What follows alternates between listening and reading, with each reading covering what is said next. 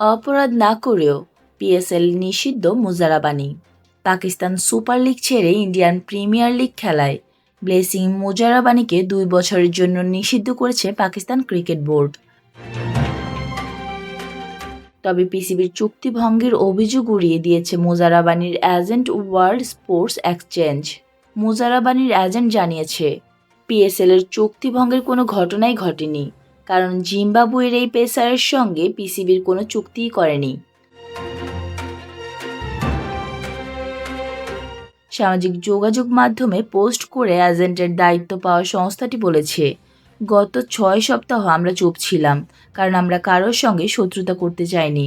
অথচ ব্যাপক এবং জঘন্য ধরনের সমালোচনা করা হচ্ছে।